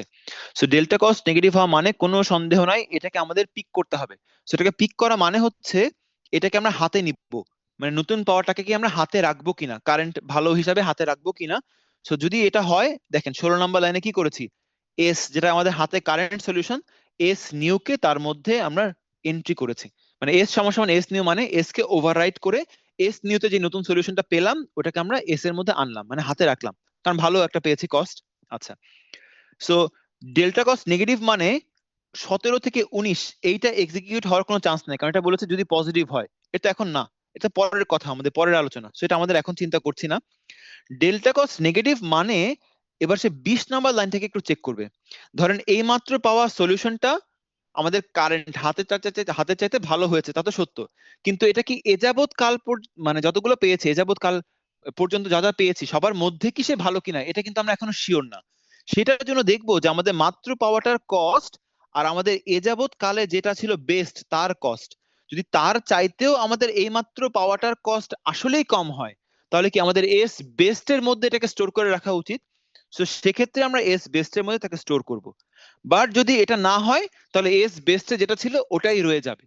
ঠিক আছে, সো এস বেসটা শুধুমাত্র তখনই আমরা ওভাররাইড করব যখন আমরা মেক শিওর করছি যে আমাদের হাতে পাওয়া সলিউশনটা এস বেস্টের কস্টের চাইতেও কম, তাহলেই একমাত্র আমরা এস বেস্টের মধ্যে এস কে এনে এস বেস্ট কে ওভাররাইড করব, তা না হলে কিন্তু করব না। ঠিক আছে, আচ্ছা আচ্ছা, এই জিনিসগুলো কার কার জন্য ছিল, এই যে 15 নাম্বার লাইনে আমরা যদি ডেল্টা কস্ট নেগেটিভ হয় তার জন্য ছিল, সলিউশনটাকে আমরা পিক করেছিলাম। আর তার এলস হচ্ছে যে এটা, তার এলস হচ্ছে যদি ডেল্টা কস্ট নেগেটিভ না হতো, যদি আমরা তাকে না নিতাম তাহলে কি করেছি, সলিউশনটাকে রিজেক্ট করা হয়েছে। সো আমরা রিজেক্ট কে হচ্ছে এই যে 1 বাড়িয়ে দিব।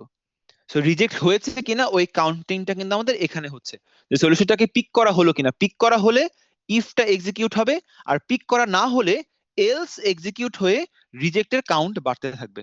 এবং ফাইনালি শেষে গিয়ে আমাদের এই যে ইটারেশনটা একবার হয়ে গেল। সো এম 900 থেকে শুরু করেছিলাম, এক কমে এখন হয়ে যাবে 899, গ্রাজুয়ালি 898 কতক্ষণ চলবে, শূন্য না হওয়া পর্যন্ত এটা চলবে, যে উপরে বলা হয়েছে শূন্য না হওয়া পর্যন্ত এটা চলবে।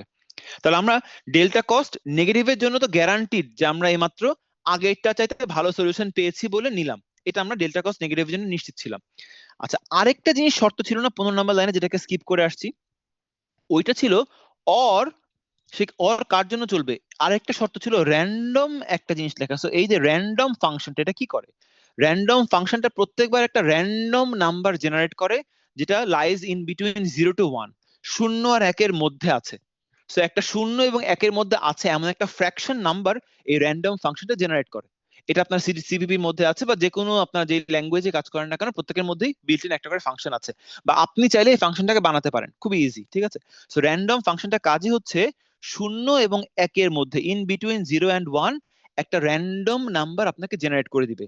সো এই শর্তটা চেক করে যে আপনার ডেল্টা কস্ট দিয়ে এই e to the power minus k times delta cost divide by বর্তমান টেম্পারেচার এইটা কি র্যান্ডম নাম্বারের চাইতে বড় কিনা। যদি ওই 0 to 1 র্যান্ডম নাম্বারের চাইতে এই শর্তটা বড় হয় তাহলেও কিন্তু আপনি নিচের এই জিনিসগুলো এক্সিকিউট করবেন, এবং তখন এটাকে কি বলবো, তখন এটাকে ক্লাইম্ব বলা হবে।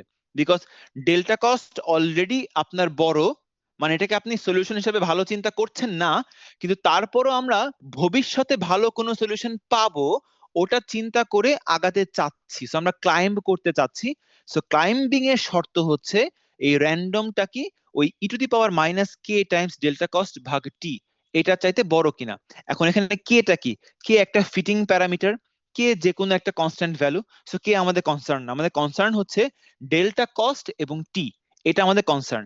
এখন দেখেন e to the power delta cost divided by T আর সামনে জাস্ট এই জিনিসটাই, ডেল্টা কস্ট আপনার যখন পজিটিভ তখন delta cost divided by T এটাও একটা positive number. So e to the power এই জিনিসটা কি একটা পজিটিভ নাম্বার এবং 1 অপেক্ষা বড়। So e to the power minus delta cost divided by T এটা কি হবে 1 অপেক্ষা ছোট হবে। সো উপরেরটা হচ্ছে 1 অপেক্ষা বড় ছিল, সো এইটা হবে 1 অপেক্ষা ছোট। সো এটা তো 1 অপেক্ষা ছোট হবে, কিন্তু 1 অপেক্ষা ছোট হলেও আপনি কিন্তু গ্যারান্টি দিয়ে বলতে পারছেন না যে সবসময় কি সেটা র্যান্ডম অপেক্ষা বড় হবে কিনা।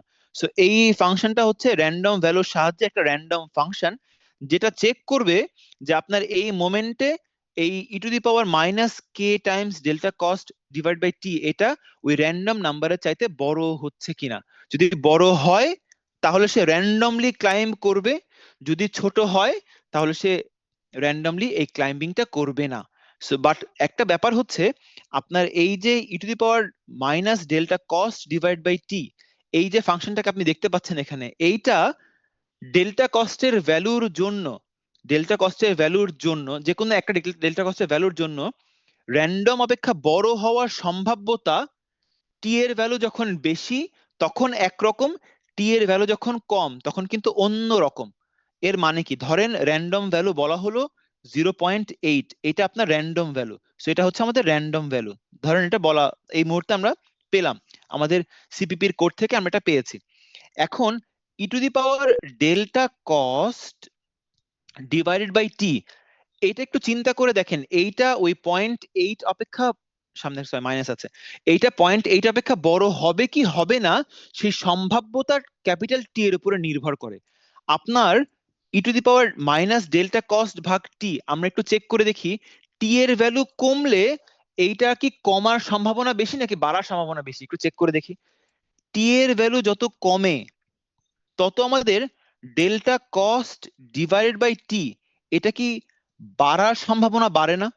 আচ্ছা, তার মানে e to the power delta cost divided by T এইটা বাড়ার সম্ভাব্যতা কি হবে, আরো বাড়বে।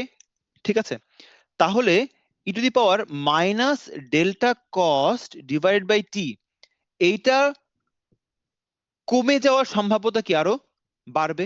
ঠিক আছে, তাহলে যদি এই জিনিসটা আরো কমে যাওয়ার সম্ভাব্যতা বাড়ে তাহলে এই পুরোটা জিনিস 0.8 চাইতে বড় হওয়ার সম্ভাব্যতা কি হবে, কমবে। সে নিজে কমে যাওয়া মানে হচ্ছে সে 0.8 অপেক্ষা বড় হওয়ার সম্ভাব্যতা তত কমবে। তো তার মানে টি যত কমবে তত আমাদের এই শর্তটা সত্য হওয়ার সম্ভাবনা কম, টি যত বেশি তত আমাদের এই শর্তটা সত্য হওয়ার সম্ভাব্যতা বেশি। সো এই জিনিসটা কিন্তু ইম্পর্টেন্ট মনে রাখবেন, টি এর ভ্যালু যখন বেশি এই শর্তটা সত্য হওয়ার সম্ভাবনা বেশি, তার মানে তখন তার ক্লাইম্ব করার সম্ভাবনা বেশি, সে তখন তত বেশি ছোটাছুটি করবে। টি এর ভ্যালু যত কমতে থাকবে, দিন দিন যত আপনি গ্র্যাজুয়ালি ঠান্ডা করেছেন তত আমাদের এই র্যান্ডম ফাংশনটা সত্য হওয়ার সম্ভাব্যতা কমেছে। সো তার তত বেশি কিন্তু ছোটাছুটি করার সম্ভাব্যতা কমবে, তার তত বেশি ক্লাইম্ব করার সম্ভাবনা কমবে। সো ক্লাইম্বিং তত কিন্তু কমে আসবে। সো আমরা ক্লাইম্ব করব অথবা বেটার কস্ট পাবো, উভয়ের জন্যই কিন্তু আমরা এই নতুন সলিউশনটা পিক করে এস বেস্ট কে আপডেট করি। আর যদি আমাদের এমন হয় যে ডেল্টা কস্ট পজিটিভ এবং এই র্যান্ডম ফাংশনটাও স্যাটিসফাই করছে না, সেক্ষেত্রে কিন্তু আমাদের এস বেস্টটা আপডেট হবে না। সো এইভাবে হচ্ছে প্রত্যেকবার ইটারেশন চলতে থাকবে। ওই যতক্ষণ পর্যন্ত মেট্রোপলিস চলবে অতক্ষণ আমাদের এই ইটারেশনটা চলছে। যখনই মেট্রোপলিসটা শেষ হয়ে গেল তখন সে আবার উপরে ব্যাক করলো, নতুন টেম্পারেচার নতুন ইটারেশনের সংখ্যা নিয়ে আবারও নিচে এসে এক্সিকিউট করবে, যতক্ষণ না পর্যন্ত আমাদের যে 2 নাম্বার লাইনে বলা আছে ম্যাক্সিমাম ইটারেশন পার করে যান, অথবা টেম্পারেচার কুলিং হয়ে যায় সাফিসিয়েন্ট, অথবা আপনি অনেক বেশি রিজেকশন না পাচ্ছেন, এটা না হওয়া পর্যন্ত এই জিনিসটা চলতে থাকবে। ঠিক আছে, সো এই পুরোটা জিনিস সিমুলেটর হ্যান্ডলিং অতক্ষণ পরিমাণ চলবে, সময় পর্যন্ত চলবে যতক্ষণ না পর্যন্ত আপনার ইটারেশনটা পার হয়ে যায়, অথবা আপনি ভালো ভালো ডেল্টা কস্ট পাচ্ছেন, নেগেটিভ পাচ্ছেন, অথবা ডেল্টা কস্ট পজিটিভ পেয়ে আপনার ক্লাইম্বিং একটা সার্টেন অ্যামাউন্টের চাইতে ছাড়িয়ে না যাচ্ছে, অতক্ষণ পর্যন্ত কিন্তু আমরা এই অ্যালগরিদমটা চলবে। যখন আমরা দেখবো যে অনেক বেশি রিজেকশন পাচ্ছি বা অনেক বেশি ক্লাইম্বিং হচ্ছে, অথবা অনেক বেশি আমরা ডেল্টা কস্ট পজিটিভ পাচ্ছি মানে নেগেটিভ আর পাচ্ছি না, বা আমাদের ইটারেশন ছাড়িয়ে গেছে, অথবা আমাদের টেম্পারেচার কমে গেছে ওই থ্রেশহোল্ডের চাইতে নিচে, তখন কিন্তু আমাদের ইটারেশনটা বন্ধ হয়ে যাবে। তার আগ পর্যন্ত কিন্তু এটা র্যান্ডমলি চলতেই থাকবে, এবং এটা কিন্তু প্রত্যেকবার র্যান্ডমলি করছে কারণ আমাদের সলিউশন পার্টার বেসিনের মধ্যে কিন্তু আমরা র্যান্ডমলি সোয়াপ করে করে আগাচ্ছি। ঠিক আছে, এবং র্যান্ডমলি সোয়াপ করতে করতে আমাদের গ্র্যাজুয়ালি হচ্ছে বেস্ট সলিউশনটা পেয়ে যাওয়ার কথা। সো এইটাই হচ্ছে মোটামুটি আমাদের এই সিমুলেটেড অ্যানলিং এর পুরোটা প্রসেস। সো এখানে আসলে বাকিটা তো খুবই স্ট্রেট ফরওয়ার্ড। বোঝার জিনিস হচ্ছে এটাই যে আপনার এই 15 নাম্বার লাইনে যে র্যান্ডম ফাংশনটা আছে এইটা টেম্পারেচার বেশি সময়ে ক্লাইম্বিং করার সম্ভাব্যতা বেশি, আর টেম্পারেচার কমলে ক্লাইম্বিং এর সম্ভাব্যতা কম। এটাই হচ্ছে মেইনলি বোঝার অংশ এখানে। ঠিক আছে, সো আমরা কিন্তু এই ফাংশনটা অনেকভাবে ডিফাইন করা যায়। সো এক্সামে আমি আপনাকে হয়তো বা এই অ্যালগোরিদমটা দিব অন্যভাবে সেট করে, অন্যরকম একটা ফাংশন দিয়ে আপনারা আমাকে বলবেন যে ওটা কি ঠিক আছে নাকি ভুল। এটা কিন্তু একটা কোশ্চেন প্যাটার্ন হতে পারে, যে অ্যালগোরিদমটা দেওয়া আছে আপনারা আমাকে ঠিক করে দিবেন যে কোথাও কি আমি কোনো ভুল করেছি কিনা। হয়তোবা আমি এই ফাংশনটাই দিলাম, র্যান্ডম ফাংশনটাই দিলাম, কিন্তু এখানে মাইনাসটা দেইনি। আপনারা আমাকে ঠিক করে দিবেন যে ওখানে একটা মাইনাস হবে। সো এরকম করে কিন্তু আমরা অ্যালগোরিদমটা দিয়ে দিব আপনাদেরকে, দিয়ে বলতে পারি যে অ্যালগোরিদমের মধ্যে ভুল আছে, কারেক্ট করেন। অথবা বলতে পারি অ্যালগোরিদমটা দেওয়া আছে, সলিউশন পার্টারবেশন এই ফাংশনটাকে ডিফাইন করেন, এটাকে রাউটিং এর জন্য বা প্লেসমেন্টের জন্য, এরকম করে কিন্তু বলতে পারি। আজকে আমরা করলাম হচ্ছে পার্টিশনিং অ্যালগরিদমের জন্য। সো এই এই একই জিনিস কিন্তু আমরা সবার জন্য অ্যাপ্লাই করতে পারি, ফ্লোর প্ল্যানের জন্য করতে পারি, প্লেসমেন্টের জন্য করতে পারি, রাউটিং এর জন্য কিন্তু করতে পারি। ঠিক আছে, কারো কোনো কোয়েশ্চেন আছে? কোয়েশ্চেন নেই, 31 জন আছেন। আচ্ছা, কোয়েশ্চেন না থাকলে আজকে এই স্যার পর্যন্তই আমরা। কস্টের পার্টে একটু কোয়েশ্চেন আছে। হ্যাঁ, হ্যাঁ পড়েন আমার পড়েন। তো যদি কস্টটা নেগেটিভ হয় তখন তো আমার ভ্যালুটা তো আমার জিরোর থেকে কমও হইতে পারে না? হ্যাঁ, জিরো থেকে কম হবে তো, ডেল্টা কস্ট নেগেটিভ মানে তো ভালো, শূন্য থেকে ছোট মানে তো ভালো। বলেন। জিরো থেকে জিরো থেকে আচ্ছা, আমি নিজে কনফিউজ হয়ে গেছি। আচ্ছা স্যার, আমি পরে আপনাকে চিন্তা করে আবার জিজ্ঞেস করে আচ্ছা, দেখছি। হ্যাঁ হ্যাঁ হ্যাঁ, বাই দ্য ওয়ে উনি কিন্তু ভালো কাজ করছেন, সবার জন্য বলছি, চিন্তা করছেন, এটা কিন্তু চিন্তা করা জরুরি কিন্তু। তো সবাই একটু চিন্তা করে দেখেন এই ফাংশনটা নিয়ে। আমি এখন বললাম রান টাইম আপনি ধরতে সমস্যাটা স্বাভাবিক, এই ফাংশনটা কিন্তু একটু কমপ্লেক্স। সো এটা একটু বোঝার চেষ্টা করেন, বাসায় গিয়ে একটু ঠান্ডা মাথায় দেখেন কিন্তু। ঠিক আছে, সবার জন্যই চিন্তা করা কিন্তু জরুরি, কারণ এক্সামে কিন্তু এইটা আমি হুবহু এভাবে দিব না, একটু চেঞ্জ করব কিন্তু, কস্ট ফাংশন চেঞ্জ করতে পারি। ডেল্টা কস্ট ধরেন আমি দিলাম ডেল্টা কস্ট সমান সমান বললাম cost S minus cost S new, ধরেন ফাংশনটাকে চেঞ্জ করে দিয়েছি, বললাম এইটার জন্য 15 নাম্বার লাইনটাকে মডিফাই করেন, বলতে পারি কিন্তু যে শর্তটাকে মডিফাই করেন। তখন কিন্তু আপনাকে ঠান্ডা মাথায় বুঝে এই র্যান্ডম ফাংশনটাকে কিন্তু সেট করতে হবে। So আপনারা স্টেপগুলো বুঝতে পারছেন কিনা এইটার জন্য কিন্তু এটা দেওয়া। ঠিক আছে, আবার বলতে পারি এই কস্ট পজিটিভের জন্য এই 20 থেকে 22 এই লাইনগুলো কি ঠিক আছে কিনা এটা একটু চেক করেন, এটাও কিন্তু তখন চেঞ্জ হতে পারে। সো এই জন্য আপনার এই পুরোটা অ্যালগোরিদমের মধ্যে আসলে বোঝার অংশ মূলত বলতে গেলে ওই 14 নাম্বার লাইন থেকে শুরু করে আপনার এই 24 নাম্বার লাইন পর্যন্ত, এটাই হচ্ছে মূলত বোঝার জায়গা। বাকি সবকিছু তো straight forward, just plus minus, এক যোগ করেছি বা এক বিয়োগ করেছি। মূলত বোঝার জায়গায় হচ্ছে 14 থেকে 24। তো সবাই কিন্তু একটুখানি বাসায় এটা একটু দেখবেন, 14 থেকে 24। আমি এই এই অংশটুকু অ্যালগরিদম এই অংশটুকু আপনাকে দিয়ে দেবো ইনশাআল্লাহ ক্লাসরুমে। তো আপনারা এটা একটু চিন্তা ভাবনা করবেন। ঠিক আছে, আমরা নেক্সট দিন ইনশাআল্লাহ শুরু করব হচ্ছে ফ্লোর প্ল্যানিং। বলেন। স্যার একটা র্যান্ডম ফাংশনের সাথে আমি একটা এক্সপোনেনশিয়াল ভ্যালু কম্পেয়ার করতেছি, র্যান্ডম হ্যাঁ, ফাংশনের ভ্যালুটা থেকে 1 এর ভিতরে আনছি। র্যান্ডমটা হচ্ছে 0 থেকে 1 এর মধ্যে।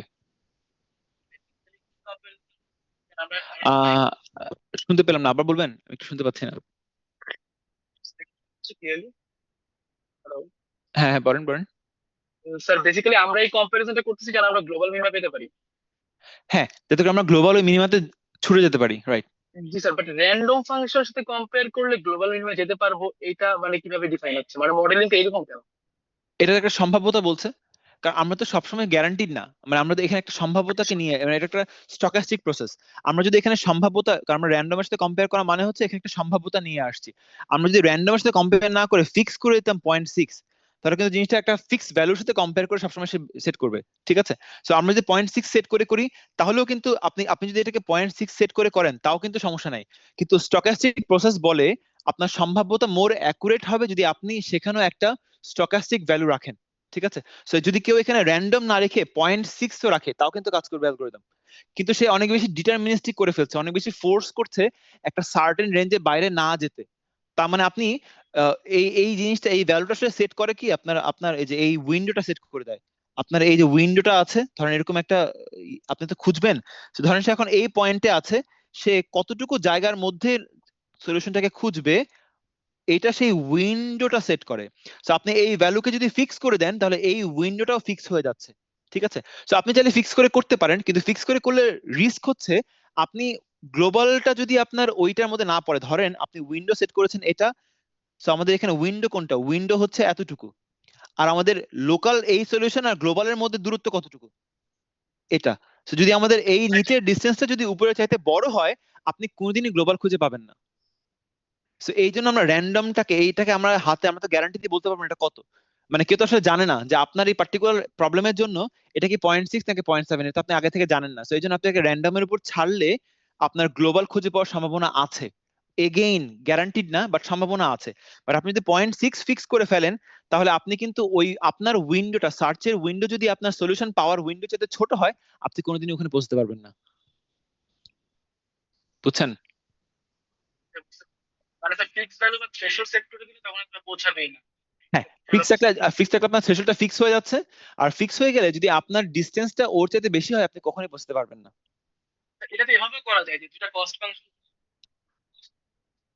বুঝিনি, শুনতে পাইনি। এটা আমরা এভাবে করতে পারি যে একটা ওল্ড কস্ট আর নিউ কস্ট দুইটা ফাংশনের মধ্যে দুইটা কস্ট ডিফারেন্স চেক করলাম, ডিফারেন্সটাকে কম্পেয়ার করলাম একটা থ্রেশহোল্ডের সাথে, যে এতটুকু চেঞ্জ হলেই দেন আমরা সলিউশন চেঞ্জ করব। কিন্তু তাহলে তো আপনার টেম্পারেচার ইফেক্ট থাকলো না তো। আমরা ছোটাছুটি কখন করব? আমরা কিন্তু ছোটাছুটি করব যখন টেম্পারেচার কম বা বেশি, যখন টেম্পারেচার গ্র্যাজুয়ালি কমে আসবে। সম্ভাব্যতা বলে, সিমুলেটেড অ্যানালিং কি বলে, আমাদের সম্ভাবনা বলে যখন হায়ার টেম্পারেচারে আছি তখন আমাদের ছোটাছুটির সম্ভাবনা বেশি। আমরা যখন লোয়ার টেম্পারেচারের দিকে যাব গ্র্যাজুয়ালি, তখন আমরা ছোটাছুটি করব হচ্ছে কম, মানে আরো কম ছোট স্পেসের মধ্যে খুঁজবো, ঠিক আছে? সো আমরা যদি টেম্পারেচারের ইফেক্ট ওখানে না আনি, তাহলে আবার অন্য সমস্যা হতে পারে। আপনি ধরেন কখনো গ্লোবাল এর দিকে আসার চেষ্টা করছেন, ঠিক আছে? আপনি ধরেন এই লোকাল আর ওই লোকাল এর মধ্যে আপনি আছেন, ঠিক আছে? সো যদি আমরা এমন হয় যে আপনি সবসময় ছোটাছুটি করছেন, টেম্পারেচার বেশি কম, তাহলে কিন্তু এমন হতে পারে আপনার গ্লোবালটা বাদ দিয়ে আপনি সবসময় এই দূর দূরান্তের মধ্যেই বেশি ছোটাছুটি হচ্ছে। সো আপনার ছোটাছুটি প্রথমে থাকবে হচ্ছে অনেক বেশি বড় উইন্ডো, এবং গ্র্যাজুয়ালি এটাকে ছোট করে নিয়ে আসবো। ওইটার জন্য আমাদের টেম্পারেচারের ইফেক্টটাও আনতে হয়, সেই জন্য আমরা এই ফাংশনটা এনেছি, ঠিক আছে? আমরা যদি এই ফাংশন আবার মনে রাখেন, এইটা যে ঠিক এক্সপোনেনশিয়াল এই ফাংশনে হতে হবে এমন কিন্তু কোনো কথা নাই। এটাকেও কিন্তু আমরা অন্যভাবে লিখতে পারতাম, ই এর পাওয়ার আকারে লেখা যাবে, এ এর পাওয়ার আকারে লগ ফাংশন হিসেবে লেখা যাবে, অনেক কিছু কিন্তু তৈরি করা যায়। মোট কথা এমন একটা ফাংশন হবে যেটা ডেল্টা কস্ট, র্যান্ডম ভ্যালু এবং আপনার বর্তমান কুলিং টেম্পারেচার, এই সবগুলোর ইফেক্টই ওখানে থাকবে। ওইটা মাথায় রেখে ফাংশনটা ডিফাইন করা হচ্ছে। এই ফাংশনটাও কিন্তু ফিক্স না, আমরাও কিন্তু এটা চাইলে চেঞ্জ করতে পারি, ঠিক আছে? সো এটা নিয়ে সবাই একটু, হ্যাঁ বলেন। এই যে ভিএলএসআই থনের আমাদের যে পার্টটা স্যার, আপনি যেটা ক্লাসরুমে পোস্ট করেছিলেন, ওদের হ্যাঁ। কম্পিটিশন ডোমেন দেখলাম পিএনআর, মানে ফিজিক্যাল ডিজাইন ডোমেন দিয়েছে। এটার উপর কি একটা গাইডলাইন সেশন নেওয়া যায়? আমাদের অনেক ইন্টারেস্টেড ছিল। কিন্তু গাইডলাইন তো আসলে ওরা দিতে পারবে, কারণ ওরা জানে কি কম্পিটিশন হবে, আমরা তো না। রুল বুক দেওয়ার পরে স্যার এর প্রয়োজন স্যার, মানে স্যার আমাদের বেসিক্যালি ভিএলএসআই ল্যাব 2 তো ল্যাব তো এখনো স্যার ওটা শুরু হয়নি, এখনো ভেরিলগ চলছে। তো আমাদের কাছে আসলে বেসিক্যালি জিনিসটা আনক্লিয়ার যে আমরা প্রিপারেশন নিব বা বসবো কিভাবে, বসবো কি কি পড়বো। হ্যাঁ, আচ্ছা, তাহলে আপনাদের কাদের সাথে বসা উচিত? আচ্ছা, সেক্ষেত্রে আমি আপনাদেরকে বলবো যে আপনাদের ভিএলএসআই থনের যে আগের ফাইনালিস্ট, তাদের সাথে বসতে পারলে ভালো হয়। আপনারা কি জানেন আগে কে কে ফাইনালে গিয়েছিল বা চ্যাম্পিয়ন স্যার হয়েছে? এইবার নতুন কম্পিটিশন ডোমেন পিএনআর রেখে ছিল না স্যার, ভিএলএসআই থন 2 তে পিএনআর ছিল না, না। সেটা তো ছিলই না, সেটা তো ঠিক আছে, কিন্তু ওরা কিন্তু বলেছে পিএনআর সর্ট অফ থাকবে, বাট শুধু যে পিএনআর থাকবে তাও কি ওরা বলেছে কোথাও? স্যার পুরো কম্পিটিশন ডোমেনই পিএনআর বলা হচ্ছে স্যার। আচ্ছা, পুরোটা যদি পিএনআর হয়, মানে আমার কাছে মনে হচ্ছিল আপনারা আমার সাথে বসার চাইতে যারা আগের ফাইনালিস্ট ওদের সাথে বসলে ভালো হয় না? আপনাদের কিন্তু অলরেডি ফ্যাকাল্টি আছে, আমাদের এখানে ফ্যাকাল্টি আছে যারা আগেকার চ্যাম্পিয়ন। আপনি যে ল্যাব নিচ্ছে না, আবির আর রামিসা ফারিহা, ওরা কিন্তু আগের ফাইনালিস্ট। তো আমার মনে হয় ওদের সাথে বসে আপনার আইডিয়াটা ভালো পাবেন। আমি কিন্তু কখনো এই কন্টেস্টে যাই নাই, আমার কিন্তু কোনো আইডিয়া নেই যে এর মধ্যে কি প্রশ্ন হয়। জি স্যার, মানে বেসিক্যালি আমাদের একটা বেসিক টপিক দরকার ছিল স্যার। আপনি ডেট কি তারা বলেছে? আমি অবশ্য পুরোটা চেক করে দেখিনি কবে স্যার 25 তারিখ লাস্ট ডেট অফ সাবমিশন, তারপর হয়তো বা এক্সটেন্ড হবে, দেন আগস্টের ফার্স্ট উইকে হবে কম্পিটিশন। ওরা আবার হ্যাঁ, সেমিনার করে তো। আচ্ছা, এখন ঘটনা হচ্ছে আপনারা কি মানে রেজিস্ট্রেশন করবেন কি করবেন না তা নিয়ে কনফিউশন আছে, নাকি রেজিস্ট্রেশন করার পরে প্রিপারেশন নিয়ে কনফিউশন, কোনটা? প্রিপারেশন নিয়ে কম্পিটিশন।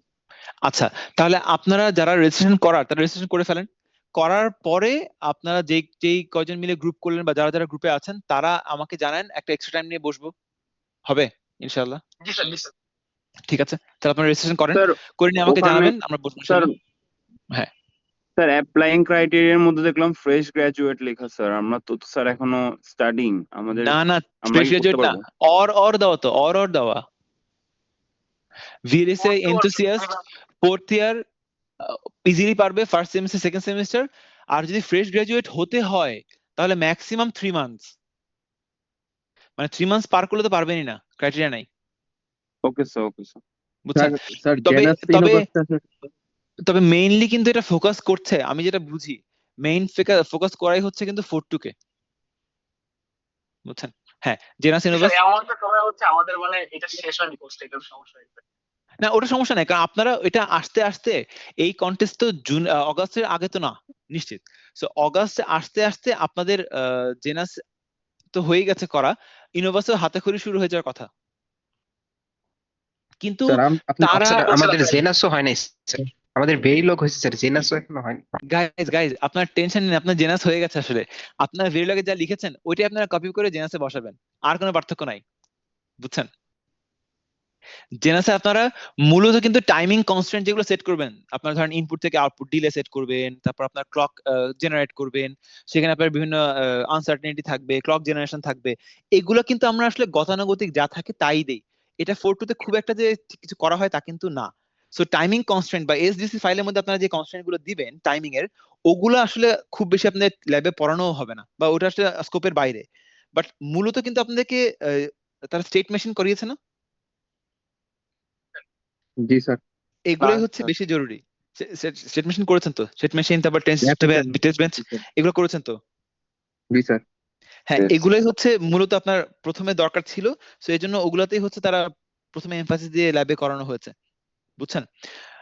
জেনাসে যখন যাবেন এই কোডটাই জাস্ট কপি করে ওখানে বসাবেন, আর তেমন কোনো পার্থক্য ওখানে থাকবে না, আর বাকি সবকিছু বেসিক স্ট্রাকচার জেনাস আপনাকে নেটলিস্টে দিয়ে দিবে, সেটা নিয়ে আপনি ইনোভাসে কাজ শুরু করবেন। সো আপনারা অগাস্টে এই কন্টেস্ট আসার আগেই জেনাস এবং ইনোভাসে আসলে হাতে খড়ি হয়ে যাওয়ার কথা ইনশাআল্লাহ, ঠিক আছে? আর আপনাদের এই কন্টেস্টে এখন একটা কনফিউশন তৈরি হয়েছে এখানে, কেন কনফিউশন তৈরি হয়েছে? ওরা যে এইটা বলছে, ওরা কিন্তু একবারও কোথাও লেখে নাই, ওরা বলেছে পিএনআর, কিন্তু ওরা কি কোথাও লিখেছে যে জেনাস আর ইনোভাসের এক্সপার্টিস থাকতে হবে? তা কিন্তু কোথাও লেখে নাই। এইটা আসলে বলা উচিত না, কারণ বাংলাদেশে তো সব ইউনিভার্সিটিতে জেনাস ইনোভাস নাই, তারা কিভাবে কন্টেস্টে আসবে? এটা রুল বুকের উপর ডিপেন্ড করবে। আমার আসলে এই কন্টেস্ট সম্পর্কে একেবারে আইডিয়া নেই, ভিএসএ থন একেবারে আইডিয়া নেই, কারণ এটা ওরা নিজেরা করে তো, উলকাসিমি করে তো, তো এই জন্য এটা আইডিয়া একেবারেই নাই। আচ্ছা সমস্যা নাই, আপনারা আগে রেজিস্ট্রেশন করেন, যারা এনথুসিয়াস্ট আছেন রেজিস্ট্রেশন করেন, করার পরে আপনারা মানে করার পরে ওয়েট করেন না, আমাকে আর্লিয়ার জানায়েন, আমি তারপর আপনাদের সাথে বসে ম্যাটেরিয়াল গুলো কি কি আপনার কি কি লাগে সেগুলো নিয়ে আলোচনা করলে বুঝবো যে আসলে আমাদের স্কোপ কতটুকু। যদি আমি ফিল করি তাহলে আমরা কিন্তু যে যারা আমাদের এখান থেকে আগে ফাইনালিস্ট আছে বা চ্যাম্পিয়ন আছে ওদেরকে নিয়ে দরকার বলে আমরা বসবো, ওরা ব্রিফিং দিবে, সমস্যা নাই ইনশাআল্লাহ, এগুলো করা যাবে। আগে আপনারা রেজিস্ট্রেশন করেন, ঠিক আছে? স্যার স্যার আপনার থেকে যে আপনার ড্রাইভার থেকে যে 120 জিবির মতন একটা ওই যে ক্যাডেন্সে ফাইল নিয়েছিল, তো ওইটার মধ্যে স্যার জেনাস ইউনিভার্সিটি আছে, টুলটা আছে নাকি? হ্যাঁ আছে তো, কাজ তো করার কথা। মানে স্যার এক্সট্রা ভাবে কোনো কিছু ইনস্টল করার দরকার নাই না? আমি আসলে এখন হয়েছে কি, আমি তো এটা ল্যাব নেই না, সেই জন্য আমি জানি না যে ল্যাবের কোনো কিছু এক্সট্রা কিছু আছে কিনা যেটা এখানে লাগে, কিন্তু এমনি বেসিক মানে কাজ স্যার করা তো জেনাস করা যায়। ইউনিভার্সিটি। হ্যাঁ মানে যে জেনাস ইউনিভার্সিটি বেসিক কাজ তো করতে পারার কথা, এক্সট্রা কোনো কিছু আমার জানার মতো লাগার কথা না, কিন্তু এটা আসলে ল্যাবে কি বাড়তি কিছু করায় কিনা এটা আমি ঠিক শিওর না, আমি তো ল্যাব নেই না যে। জি স্যার, বুঝতে পারছি। তার মানে মূলত জেনাস ইউনিভার্সিটি লাগার কথা আর কি। হ্যাঁ জেনাস ইউনিভার্সিটি তো লাগবে, কিন্তু জেনাস ইউনিভার্সিটির মধ্যে আপনার এমন কি কোনো কমান্ড বা এমন কি কোনো কিছু আছে কিনা যেটা ধরেন ক্র্যাক ভার্সনের মধ্যে নাই, এইটা আমি ঠিক শিওর না, আমার জানার মধ্যে এরকম হওয়ার কথা না,